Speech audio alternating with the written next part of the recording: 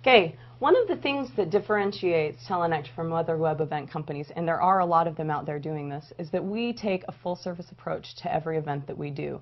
That allows us to kind of mitigate any risks that come from, operator errors. And we think that it's really important because it allows us to guarantee every single event that we do. So it's kind of like an insurance policy. Some of the services that we provide include site testing and speaker training. We want to make sure that the speaker's comfortable sitting in front of the computer, make sure that they know where to look for questions and how to operate slides. Site testing so that we make sure that where they are speaking from has enough bandwidth to push the signal out. We offer technical support because nobody wants to deal with the technical problems. And so before, during, and after an event, there are technicians standing by to handle those. An event producer is assigned to every event. That way there is a point of contact and all of the details are managed through one person. Video production and coordination is also critical. If we're working with a full production crew, we handle all of the coordination with them. If you're using a video camera or a webcam, we're happy to train you on how to use it, make sure it's set up properly. Also, starting and stopping the event. You know how a speaker is, and when they get ready to either go on stage or to give a presentation otherwise, they kind of try and get in the zone, and we don't want them to be distracted from that. We want them to stay in the zone. So they stay there, and we kick it off, and we do the same thing at the conclusion of the event so that it's smooth. And lastly, we provide event moderators, like we're doing today. We feel like it can be a distraction if there's chat going on, and the speaker doesn't necessarily know where to look. We want to make sure that they are able to focus only on those questions that are most pertinent to them.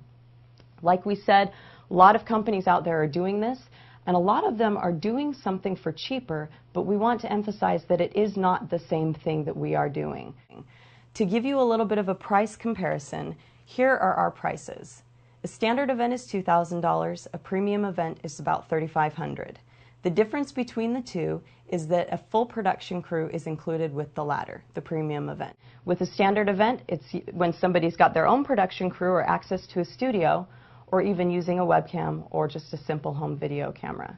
Other companies that are doing things comparable to what we are, the prices range between $4,000 and $24,000.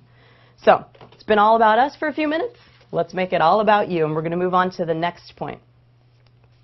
Hold on, I got a couple papers I'm shuffling. Okay, we're going to talk now about how webinars meet different needs than in-person presentations.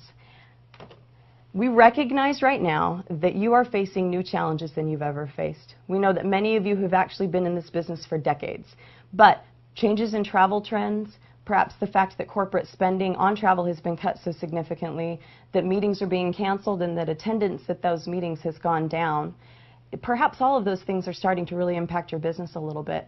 And we know that as a result, clients and speakers alike are looking for new and creative ways to do business so that they can continue to thrive in spite of some of the things that are going on in the economy and around them. You still have the same objectives of creating reading your revenue goals or creating additional streams of revenue. Also, we know that you work really hard to be a strategic partner to the people that you serve. And you want to make sure that some of that business that might be teetering because of the fact that budgets have been cut is saved and that you continue to have it. So, given the fact that you're trying to avoid insanity, and the definition of insanity is doing the same things over and over and expecting different results, we know that clients, speakers, and bureaus are looking for new ways to do things, and we feel like web events represent one of those new things that can really help you to accomplish your goals. So, like I said, clients' needs are evolving. We look, for example, sometimes at blogs or other bureau sites where clients are providing feedback, and we hear clients saying things like, it's really difficult for me to go and book this huge event at the JW Marriott Resort when the salaries of my employees have just been cut.